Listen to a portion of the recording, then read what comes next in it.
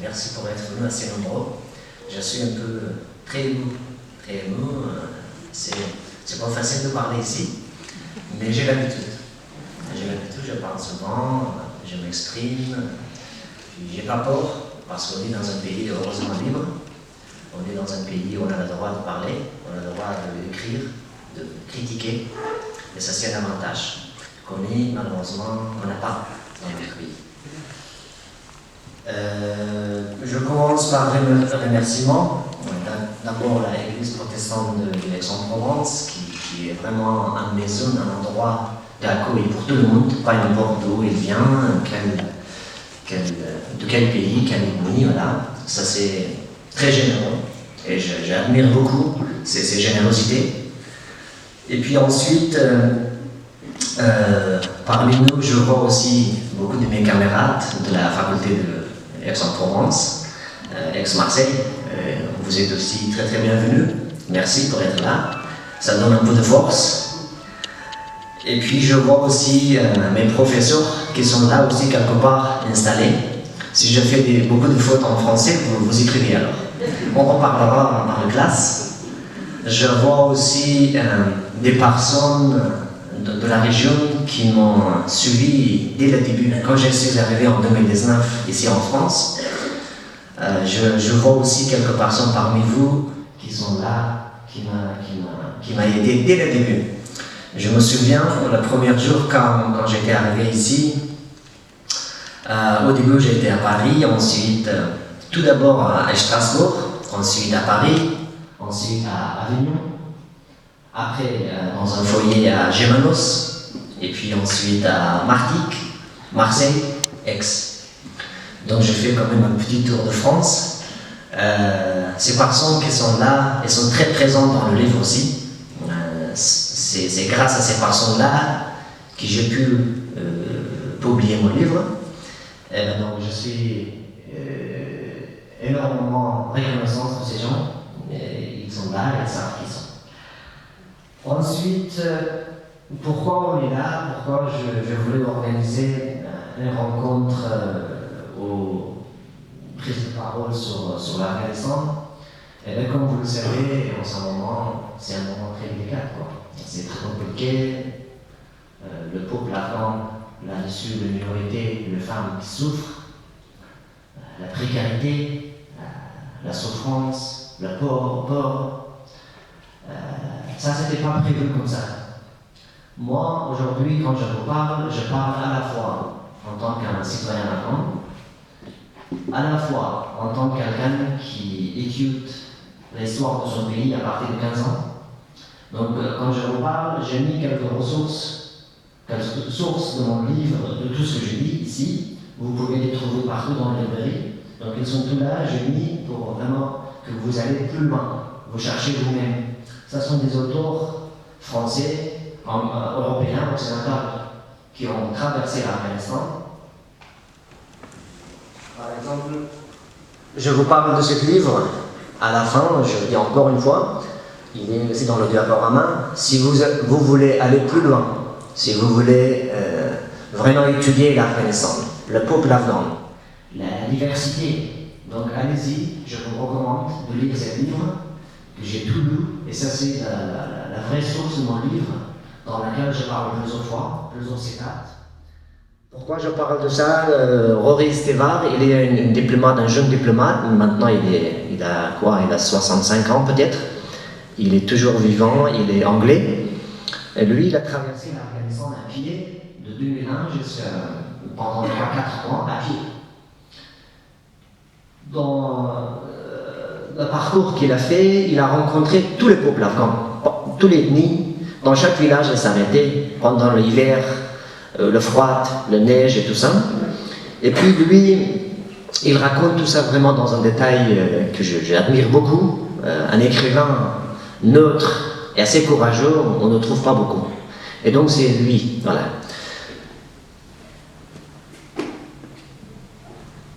Et puis, j'aimerais bien commencer la rencontre de ce soir par un poème, par une poésie perse, qui est très connue et qui est écrit aussi à l'entrée de la Nation Unie à New York.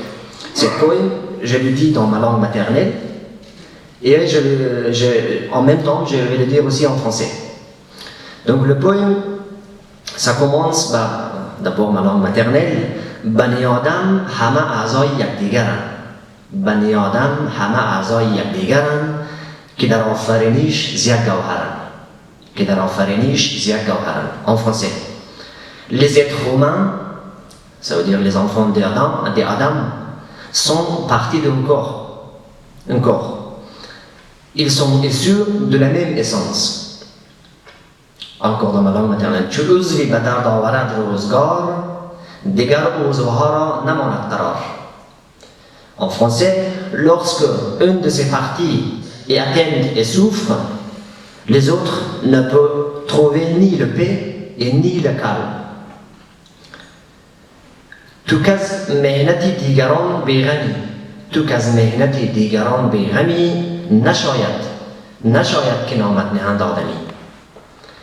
Si la misère des autres te laisse indifférence et sans le moindre peine, alors il est impensable de t'appeler un être humain.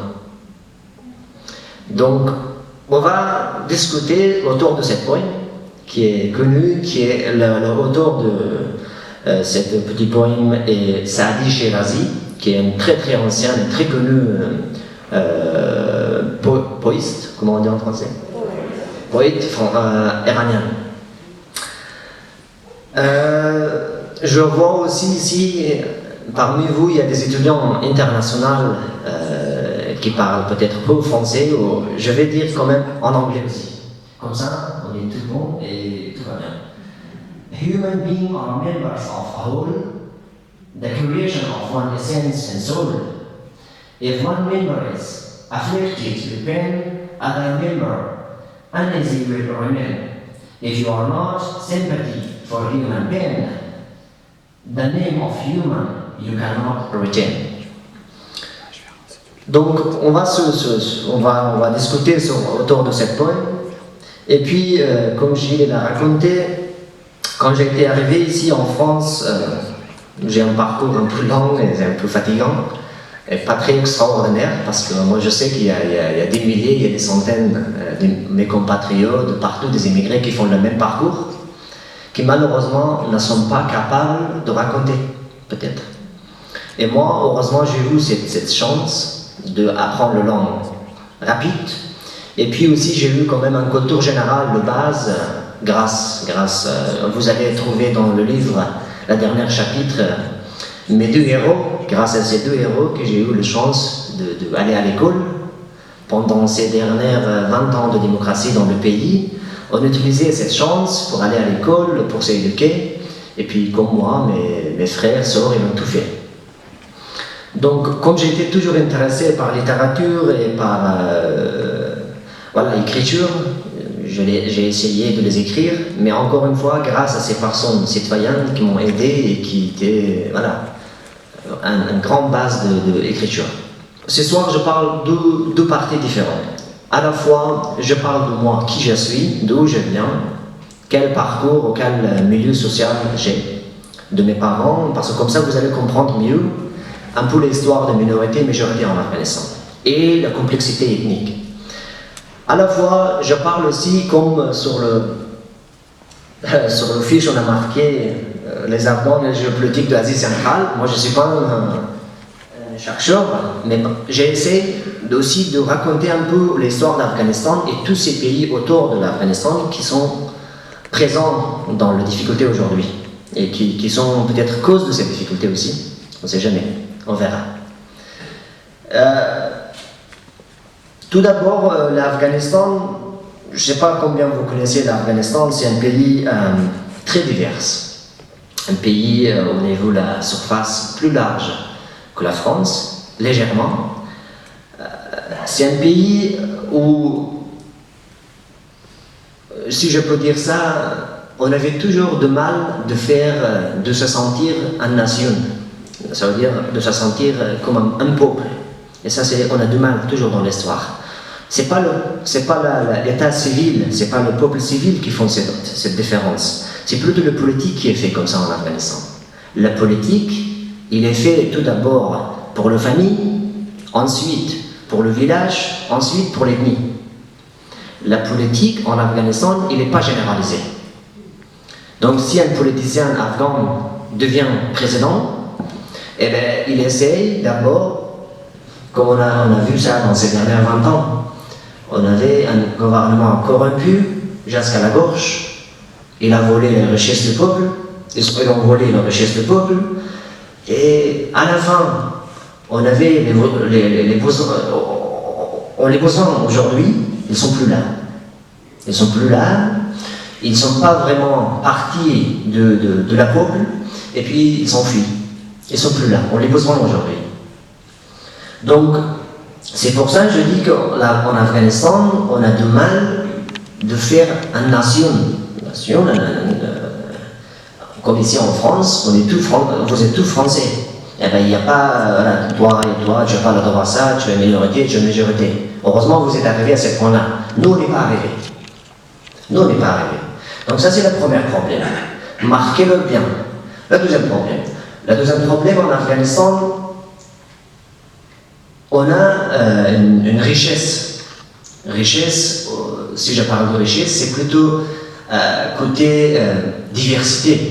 On a des ethnies, la majorité, les Pashtuns, les Tadjiks, les Hazaras. Moi, je suis partie de l'ethnie, de minorité Hazara. Et puis les Ouzbeks, etc. On a aussi une religion musulmane, mais dans la religion musulmane, il y a deux courants différents. Les sunnites, les chiites.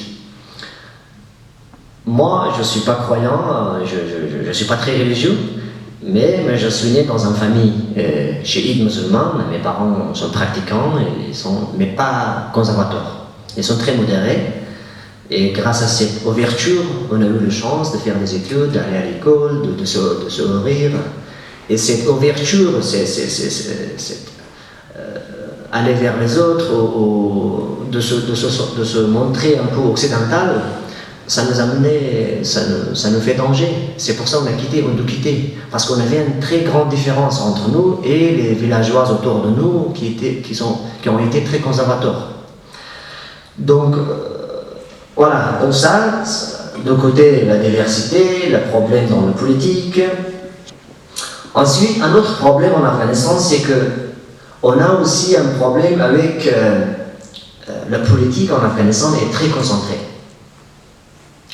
Ça veut dire quoi? Je m'explique.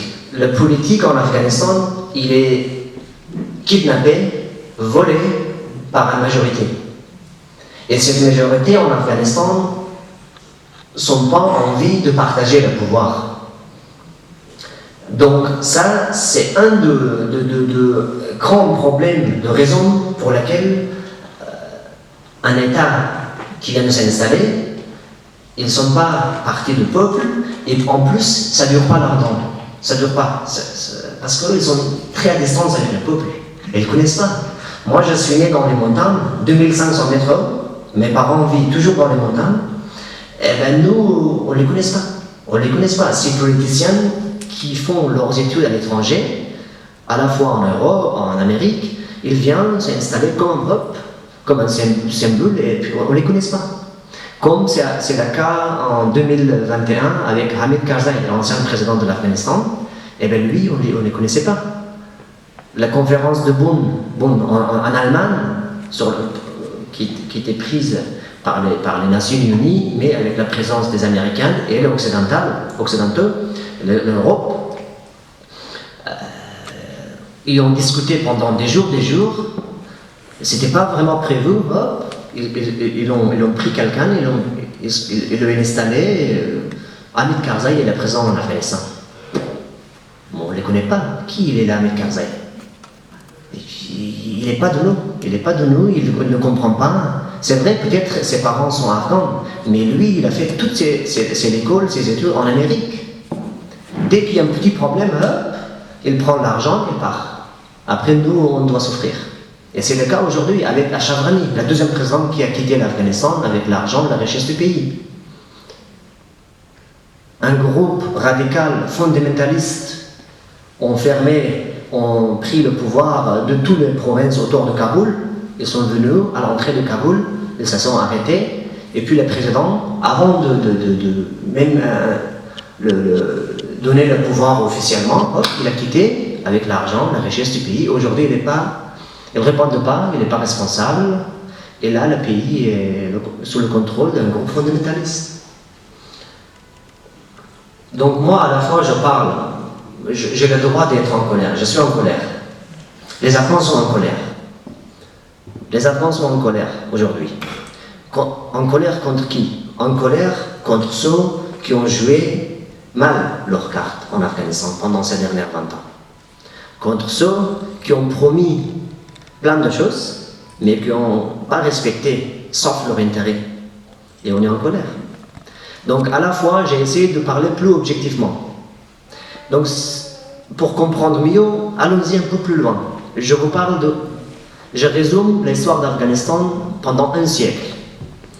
L'Afghanistan est un pays, on a pris l'indépendance en 1919 de Royaume-Uni.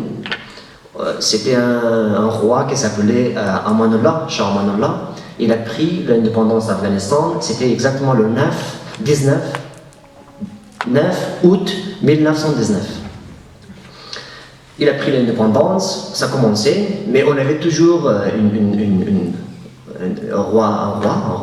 dictateur qui gérait le pays, qui était de la majorité Pashtun.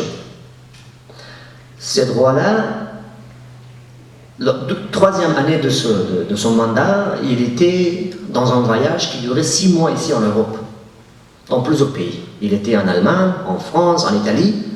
Et bien pendant ces 6 mois, il était accueilli par tous les grands rois européens ou les grands précédents. Il a pris un esprit un peu occidental. Hop, il est revenu après 6 mois dans le pays. Et bien comme il était un peu très détendu, il voulait changer tout de suite. Il dit, ah bon, en Europe, tout est meilleur, tout va bien, on va changer aussi comme ça. On va changer radicalement le pays. Mais par exemple, il a commencé, et la première annonce qu'il a fait, c'était de dévoiler les femmes. Il disait que ça c'est verboten, c'est interdit. Et puis, il demandait aussi les gens de se raser complètement. Donc, un changement assez radical. Bon, ça durait quand même quelques années, ces 3. Donc, encore une fois, le peuple, surtout là-dessus, les conservateurs, se révoltaient. Ils ont dit, bon, ici, on ne veut pas que nos enfants se changent comme ça, et puis voilà, non, on n'est pas prêt pour ça. Ça ne durait pas longtemps. Donc ça, le roi, il a quand même géré le pays pendant 10-15 ans, quand même. Et puis, on a passé un autre roi, qui était toujours un conservateur pashtun. Il a géré le pays, mais malheureusement avec une brutalité, surtout contre les minorités. Il voulait surtout forcer les minorités de se concentrer dans les montagnes et de laisser les grandes villes, comme Kandahar, Kaboul, Herat, Mazar-e-Sharif, etc. Donc, pour la première fois en 1978, pour la première fois, on avait une personne qui annonçait une république, mais lui, il était lui-même un militaire assez strict qui s'appelle Daoud Khan. Daoud Khan a annoncé une république en Afghanistan. Bon, une république. Lui, il était aussi avec un esprit assez strict. Un militaire, c'est un militaire toujours. Et puis, il a annoncé beaucoup de restrictions, il ne donnait pas trop de liberté pour le peuple. Ça durait à peu près 8 ans. Et puis, on avait aussi dans ces périodes un changement dans le pays. Un changement, mais ces changements, je vous parle après, les Russes ont commencé à s'intéresser en Afghanistan. Et surtout par les Afghans. Au début, les Russes, ils ne sont pas venus militairement, non. Ils ont commencé à influencer la politique en Afghanistan par les Afghans. Les Afghans qui ont fait leurs études en Russie ou qui étaient quand même affectés par certains courants politiques, comme les communistes. Donc ces groupes-là, ils sont venus en Afghanistan et puis ils ont commencé et puis dans les années après 1978, ces groupes ont décapité le premier président qui a annoncé la République, monsieur qui était militaire, et l'ont décapité. Ils l'ont vraiment assassiné la présidente avec toute sa famille en Afghanistan. Donc je vous parle des années 78, qui s'appelait Daoud-Khan. C'est le groupe qui ont été aidés par les Russes et l'ont annoncé en Afghanistan pour la première fois en République démocratique d'Afghanistan. On a vécu avec ce groupe pendant quelques années, mais comme ces groupes-là ont pris le pouvoir par violence, et entre eux, ils étaient non plus pas très unis, ils ont commencé à se diviser en deux. Ce groupe communiste qui s'appelait République démocratique d'Afghanistan, ils se séparaient en deux. Et surtout, ils ont répété la même faute de la roi qui voulait changer l'Afghanistan brutalement dans les années 1919. Il voulait changer l'Afghanistan dans 2 ans comme en Russie. Ils ont présumé, assassiné des dizaines de milliers de personnes, des Afghans religieux, des conservateurs. Ça, c'était le début de leur défaite, de leur erreur. Ils ont commencé de gérer le pays par le peur, par la violence. Tout ce qui était religion, des gens qui avaient des barbes, des turbans, ils ont les prisonniers. Jusqu'à aujourd'hui, on ne sait pas où ils sont. Jusqu'à aujourd'hui, ils sont disparus. Et cependant, ce gouvernement qui s'appelait République démocratique d'Afghanistan était aussi intérieurement, même dans le politique, très instable. Ils n'étaient pas capables de gérer le pays. Et c'est exactement ce moment-là où on avait pour la première fois les Russes qui regardaient que leurs soldats ne gèrent pas bien le pays. On avait la première intervention militaire de RUSS en Afghanistan dans les années 80. Et puis ces groupes-là, les Russes sont venus. D'abord, leur slogan, comme les Américains en 2021, c'était d'aider les Afghans. D'aider le gouvernement afghan, aider les Afghans de construire leur pays. C'était ça le slogan. On les applaudit. Les Afghans, on les applaudit, on dit bienvenue.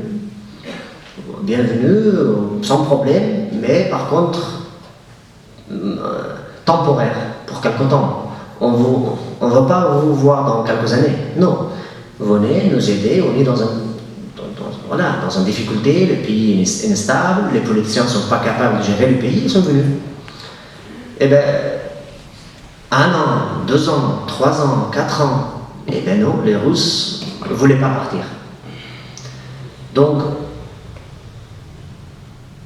à l'université de Kaboul, un groupe de jeunes religieux, des musulmans, là-dessus que vous connaissez, Ahmad Shah Massoud, avec Hikmatyar, c'est du groupe. Ils se forment à l'université de Kaboul. Les 2 groupes qui s'appelaient les Moudjahidines, les jeunes Moudjahidines. Faites attention, c'est à partir d'ici que l'histoire, le conflit, ça commence. Et ce conflit, ça dure aujourd'hui. Ce groupe, Ahmad Shah Massoud et Hikmatyar, ils se forment à l'université de Kaboul, justement pour leur slogan, leur objectif, c'était libérer l'Afghanistan. Libérer l'Afghanistan de communistes et de Russes. Et donc ce mouvement, quand on avait vraiment marre, on était là jusqu'à la gorge de communisme, de brutalité, de violence qu'ils avaient apporté dans le pays. Et donc on les aidait. Les Afghans, volontairement, ils ont ils se sont réunis autour de ces deux personnages charismatiques. Et on a lancé une guerre qui s'appelait la guerre de libération par les Moudjahidines. Mais comme les Moudjahidines ont été des élèves, des étudiants, ils n'avaient pas les moyens pour se battre contre une puissance du monde, RUSS. C'est là où on est rentré en contact avec les Occidentaux, avec l'ennemi de nos ennemis. Et on est rentré en contact d'abord avec les Américains, ensuite avec les Européens, qui avaient aussi l'intérêt d'aider les Afghans pour se battre, pour libérer leur pays. Moi, je m'en doute si vraiment les Américains ou les Européens aiment les Afghans ou aimaient les Afghans, je m'en doute. Leur intérêt, c'était juste de faire, de sortir les Russes et pas plus. Cette guerre, ça durait 10 ans. La guerre contre les Russes, ça durait 10 ans. Dans cette guerre, il y a 1 million de morts afghans. 1 million de morts. Il y a 1 million handicapés jusqu'à aujourd'hui. 10 ans de guerre contre les Russes. Et on les voit aussi aujourd'hui, les résultats. Donc ça durait 10 ans. Et puis, comme les Russes ne connaissaient pas le terrain, ils ne connaissaient pas le peuple afghan, les montagnes de 8 000 métros, et bien finalement, ils disent que nous contre tout le monde, nous contre le monde entier, et bien ça ne marche pas. Ils ont quitté l'Afghanistan, après 10 ans. Ils ont quitté l'Afghanistan dans les années, dans les années 80, si je ne dis pas de bêtises, je ne sais pas trop la date. Les Russes dans les années 85, je pense, ils ont quitté l'Afghanistan. Et bien là, les Moudjahidines ont fêté leur victoire, tout le monde était content, et puis le mot Moudjahid, le Moudjahidine est devenu propre, quelque chose de magique pour nous. Parce qu'on dit, waouh, qui ils sont ces Moudjahidines? Avec des barbes, grandes barbes, des turbans, qui sont cachés dans les montagnes, dans les trucs, et qui se battent contre une puissance du monde et qui gagnent. Et on a tout fêté, on a applaudi, on a fêté. Donc, faites bien attention, en même temps, dans cette période-là, le Pakistan a profité ces 10 ans pour former des enfants des Moudjahidines qui ont dû quitter le pays. Ils sont tous rentrés en Pakistan ou en Iran. En disant qu'on lui donne la moyenne pour s'éduquer, le Pakistanais, là-dessus, les conservateurs ont profité de créer ou d'aider les Afghans et de fonder une idéologie. Les enfants de Moudjahidines qui ont quitté le pays parce que le pays était en guerre, les Pakistanais ont profité de ces périodes. Et là-dessus, dans les années 1992, la première fois, un groupe qu'on ne connaissait pas, qui s'appelait les talibans d'aujourd'hui, viennent de sa fonder à Quetta en Pakistan. Quetta. Donc, ces groupes-là, au début, on n'est pas pris de sérieux. Mais ça c'était plus dangereux que ça. Ce groupe radical qui était formé par les Pakistanais, en Quetta, en Pakistan, annonce leur existence. Et puis, nous, on était toujours, après la victoire contre les Russes, jusqu'à dans les années 92, on était malheureusement, surtout les Moudjahidines, ont tout rentré à Kaboul, juste pour prendre le pouvoir. Pour prendre le pouvoir et pour gérer le pays.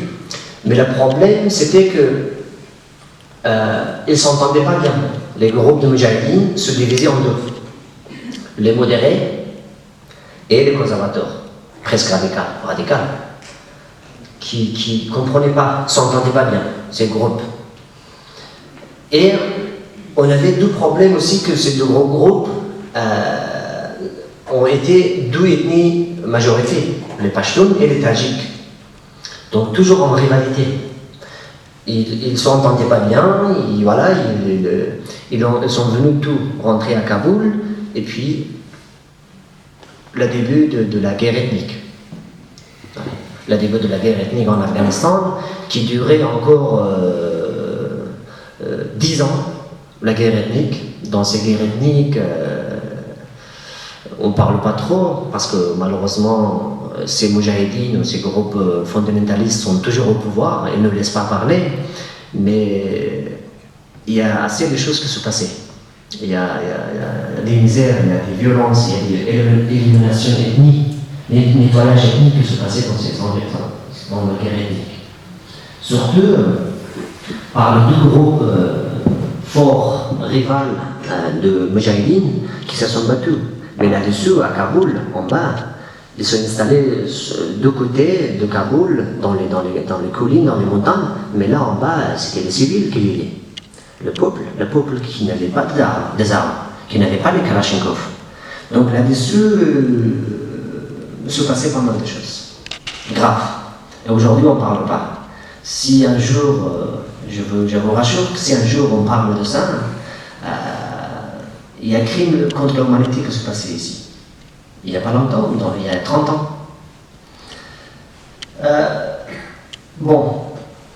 Donc, j'ai essayé d'un peu de tout ça raisonner.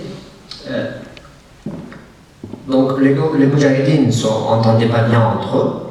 En même temps, les Pakistanais ont réfléchi et c'est le moment. C'est le moment d'envoyer ces groupes qu'on a fondés en 1992. Et donc, ils ont envoyé les talibans en Afghanistan.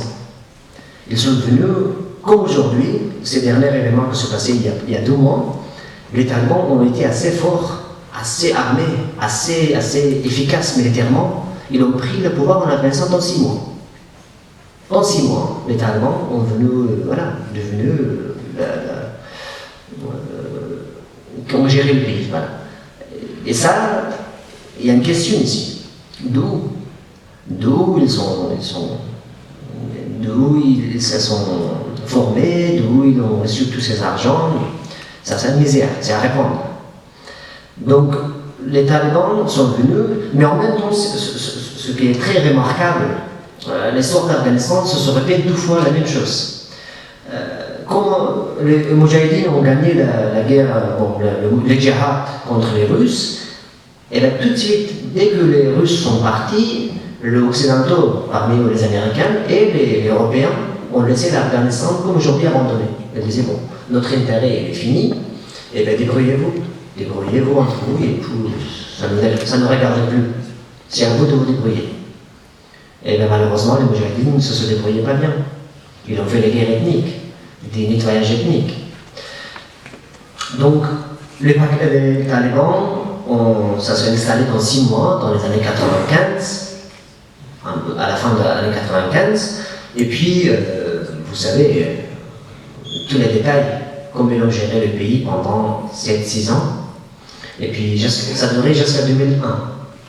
Mais là-dessus, encore une fois, la première période des talibans était beaucoup plus brutale, beaucoup plus dangereux, beaucoup plus brutale qu'aujourd'hui. Parce que ce groupe-là ne comprenait pas le langage. Ils étaient des barbares qui étaient formés comme une machine, ils tuaient. Ils ont fermé le théâtre, l'école, l'université, le cinéma, tout. Ils ont tout détruit. Tout ce qui était contre eux, ils ont tout détruit dans ces 7-8 ans. Tout. Et on avait de Kaboul une ville, une misère, détruite, rien. Le pays était complètement battu. Rien dans le pays. Chaque manifestation, chaque mouvement contre les talibans était battu brutalement. C'est dans ces périodes-là où 3 millions d'Afghans ont dû quitter, ont émigré le pays. Au Pakistan, en Europe, en Iran, etc. Donc, pourquoi je parle d'abandon l'Afghanistan? On est dans la même période. Les talibans ont été assez forts, qui ont fait tout ce qu'ils voulaient, et puis ils ont accueilli Osama bin Laden, Al-Qaïda, qui se formait. Et voilà, le résultat, vous avez vu.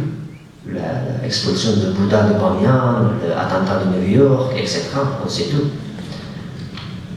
Et puis, là, il y a une question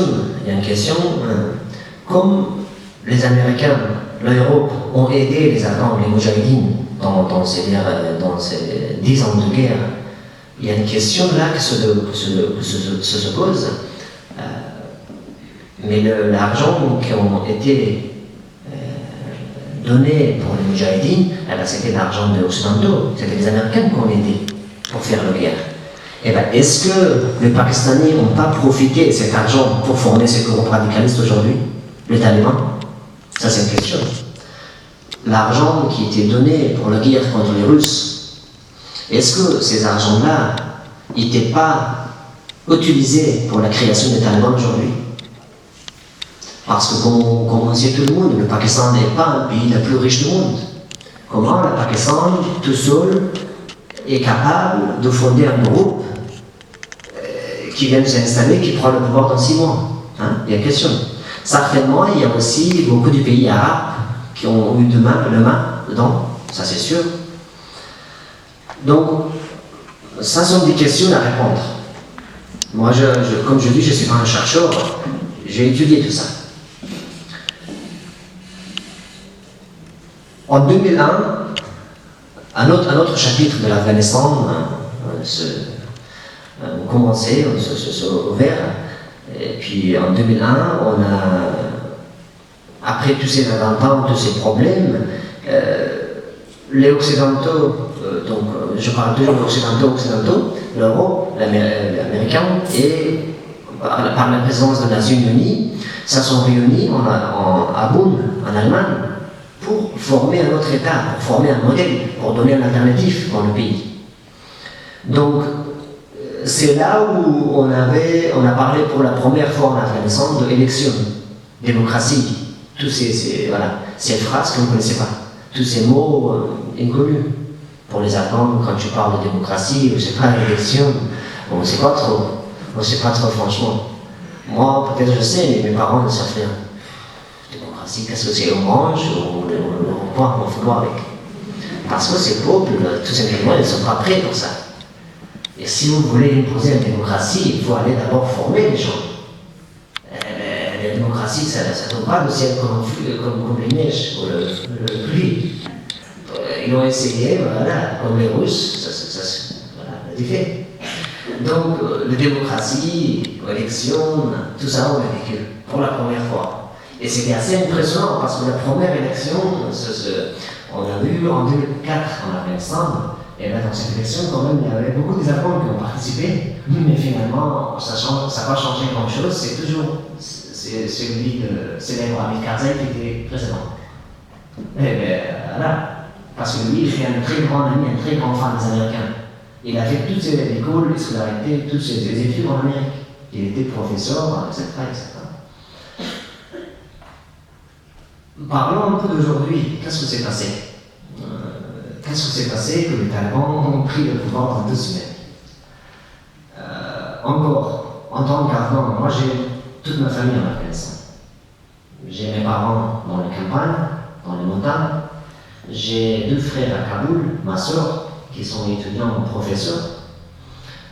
Malheureusement, ils sont coincés, ils ne peuvent pas quitter. Donc, les talibans, le prise de pouvoir par les talibans était déjà signé à Qatar il y a 1 an et demi. L'Afghanistan était déjà vendu à Qatar en absence des peuples afghans, de l'État afghan, juste entre les Américains et les talibans. Moi, même là, parce que sur le papier, ils ont signé quelques phrases, mais la vraie accord était derrière, caché, et ça c'était signé. Donc la défaite ou la prise de pouvoir des talibans était prévue en Afghanistan. Pas assez vite. Ça c'était prévu, étape par étape, doucement, de donner le pouvoir pour les talibans, comme ça. Mais pas assez brutal. Parce que tout ça, quand on a vu des images, des vidéos à l'aéroport de Kaboul, c'est quand même choquant. Et c'est honteux. C'est honteux. C'est honteux la façon que les Américains ont quitté l'Afghanistan, ont laissé tout. Et bien là, aujourd'hui, on a un groupe fondamentaliste actif qui ont tout. La richesse du pays, les armes, les hélicoptères, les tanks, etc., etc. Par contre, il y a deux choses que les talibans n'ont pas. Et c'est ça que je me fais un peu. Il y a un peu d'espoir. J'ai gardé cet espoir. Deux choses que les talibans n'ont pas. Et c'est ça, je pense, le début de leur défaite. Deux choses. Les talibans n'ont pas le cœur des Afghans. Les talibans, on ne les mène pas. On ne les mène pas. Ils ne sont pas un mouvement populiste qui vient du peuple. Non. Ça, ils n'ont pas. Ça, c'est important. Pour dorer un régime, c'est important d'avoir le peuple. Ils n'ont pas ça. Sinon, c'est à peu près 20-30%, pas plus. Et ça me fait de garder l'espoir. Donc, la première chose. La deuxième chose, les talibans n'ont pas l'argent.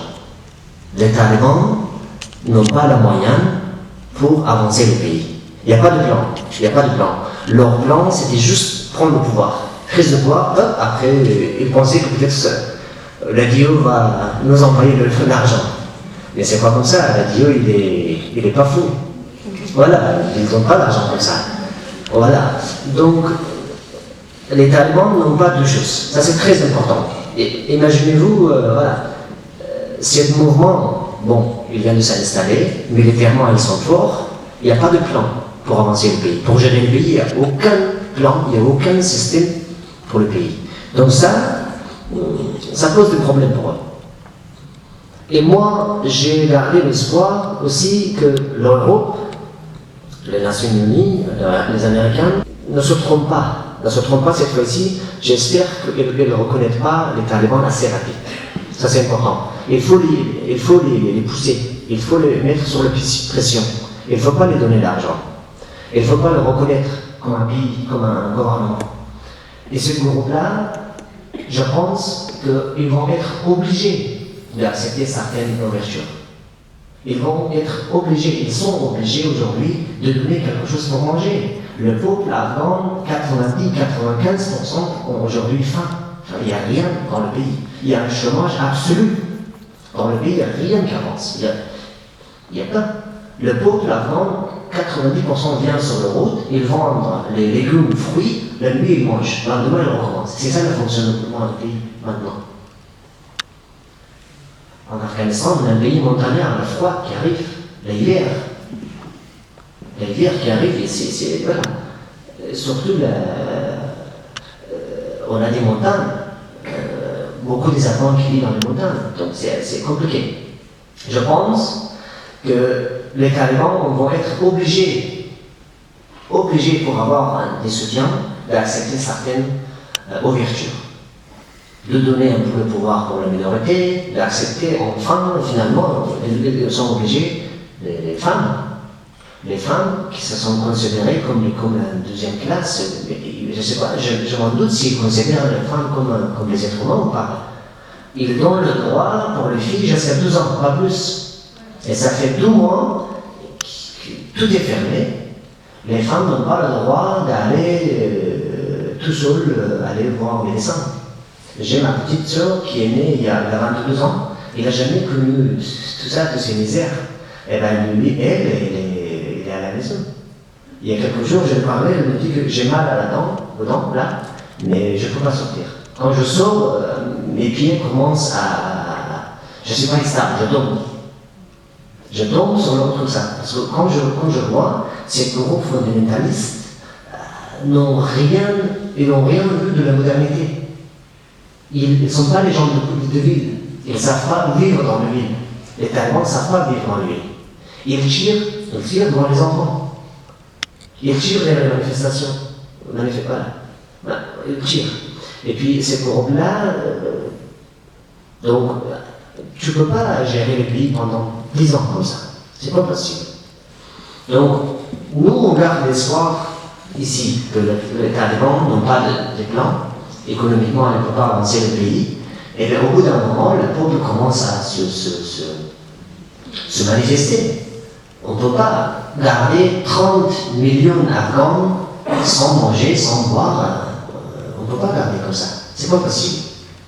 Et on ne peut pas non plus, 30 millions d'Afghans ne peut pas se exiler, aller vers les autres.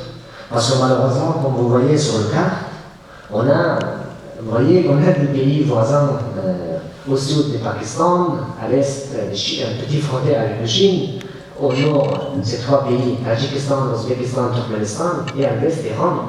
Mais ces pays voisins, ils ferment leurs frontières. Dès que tu vas vers la frontière, ils te tirent. Parce qu'eux, ils considèrent les Afghans tout comme les mafieux, le mafieux de l'opium. Pas plus.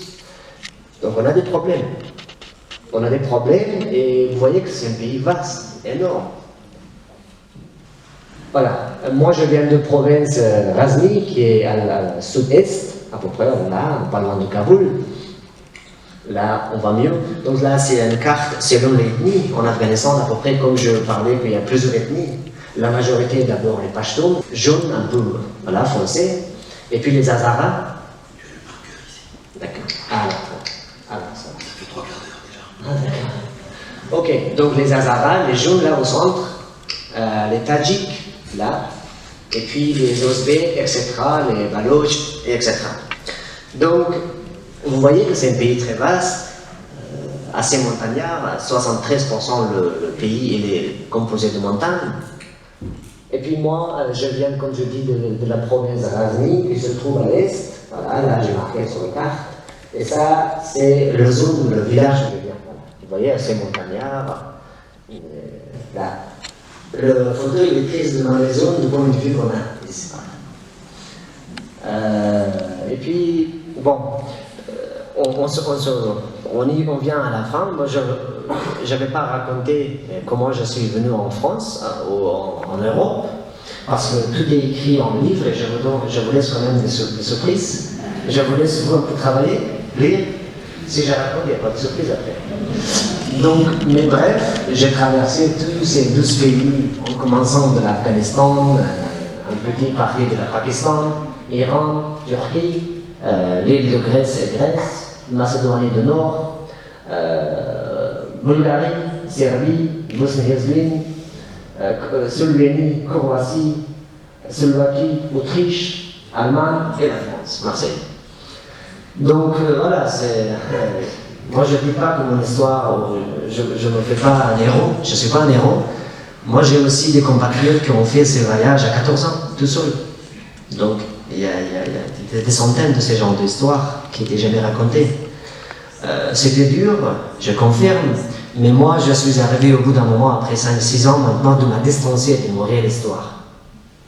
Je me distançais, il est là, l'histoire, et moi je suis là, j'avance.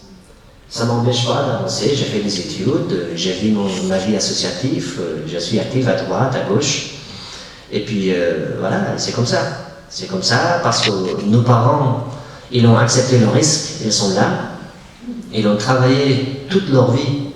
Mon père, c'est pour ça pour moi, ils sont des héros, à travailler toute sa vie en Iran, en nettoyage, gardien, tout ça.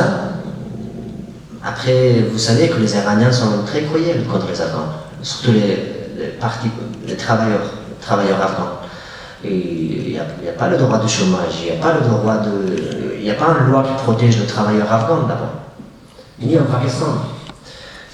Donc voilà, ça c'est le parcours que j'ai fait en 2015 pour arriver jusqu'ici. Comment j'ai fait ça, vous voyez?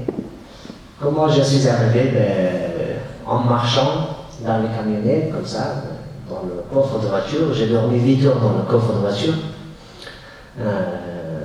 Et puis dans le Zodiac aussi, tout ça, là, ça fait un parcours. Moi, j'ai raconté très peu de ma famille. Moi, j'ai 4 frères aînés, 2 sœurs et mes parents. Moi, j'ai un frère en Suède qui était aussi immigré en 2014. J'ai un autre frère qui a travaillé avec les Américains, des entreprises. Il était pris par ces entreprises et il est en Amérique. J'ai aussi un autre frère qui n'avait pas de chance, ils sont mariés avec une fille qui vit en Italie, mais malheureusement, ça c'était pas prévu comme ça, ils sont coincés, bloqués tous les deux à Kaboul maintenant. Ils ne peuvent pas sortir. Voilà. J'ai un autre frère aussi qui était professeur d'anglais, il est à Kaboul aussi. Moi je suis le plus jeune, le reste sont tous mariés, voilà, les enfants. Et puis j'ai 2 sœurs aussi. 2 sœurs, un le plus grand, un le plus petit. Le plus grand, il se mariait, il a 4 enfants, hein, et des femmes au foyer, elle. Et puis la plus petite, il a fait les études de géologie en Afghanistan, au centre, dans une province qui s'appelle Bamiyan, mais il a fait 3 ans, il lui restait encore 2 sinistres. Et là, tout est fermé. Voilà, il est à la maison. Donc, moi, quand j'étais adolescent, j'ai commencé à donner le cours pour les enfants de village, par vraiment bénévole. Au début, ça commençait vraiment par les petits enfants. Je leur donnais les cours, voilà, mathématiques, un peu d'anglais, et puis voilà, etc. Les matières scolaires. Après, c'est devenu plus en plus un grand centre. On avait aussi, comme vous voyez ici, beaucoup des élèves, regardez, voilà, qui étaient. Ça, c'était dans un village. Et ça durait de 2009 jusqu'à 2014. Et c'est une de ces causes que j'ai dû quitter. Parce que moi, j'ai donné le cours, comme vous voyez sur la photo, là, c'est moi. Là. Voilà. Donc, comme j'ai donné le cours pour les enfants, les ados, ou même les adultes, mixtes, et puis anglais en plus, ça c'était pas apprécié par les villages à côté qui étaient Pashtun, conservateurs.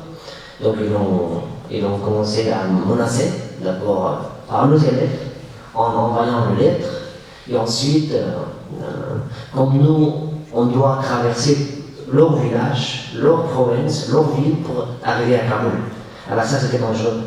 Ça c'était dangereux, donc on était obligés, par toutes ces menaces, de quitter le pays.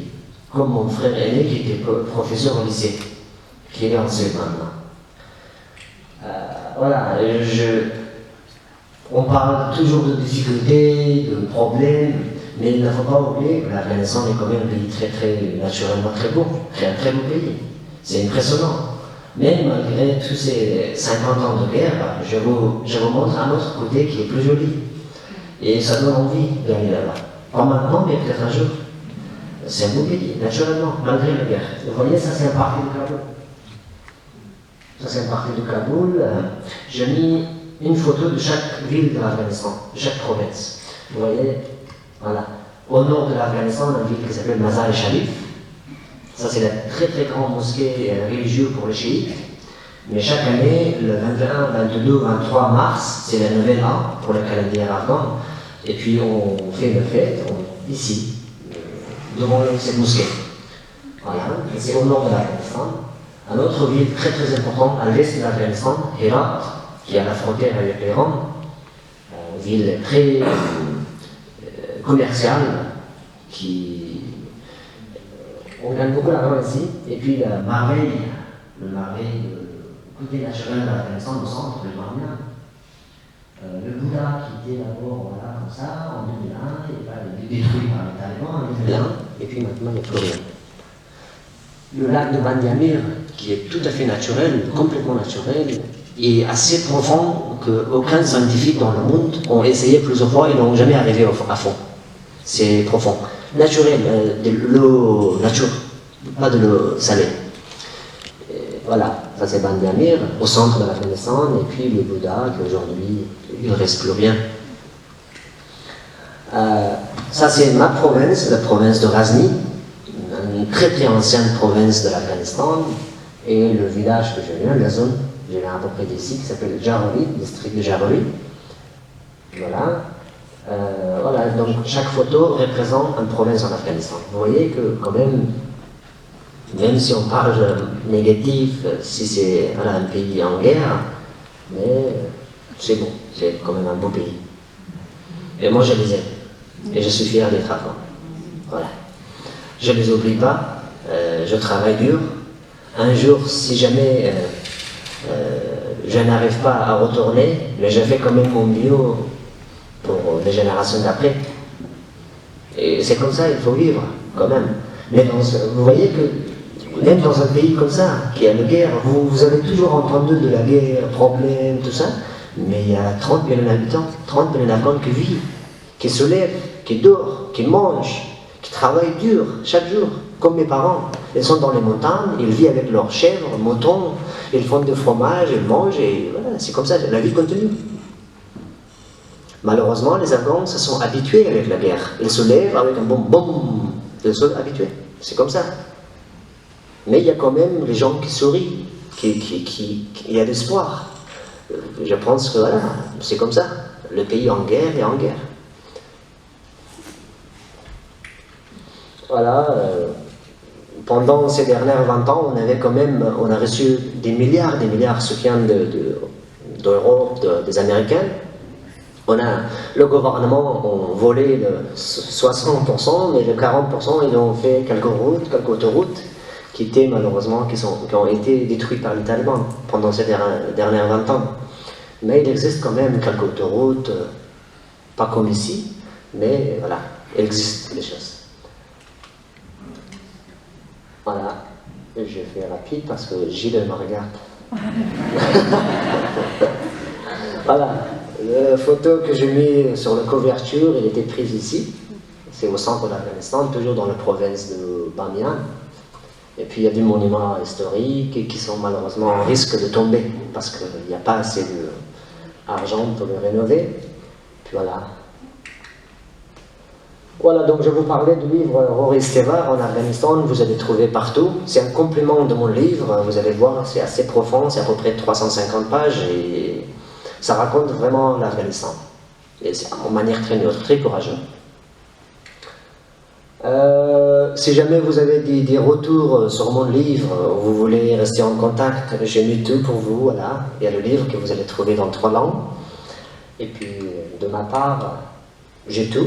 Merci pour votre écoute, et puis on reste en contact, on parlera encore. Merci.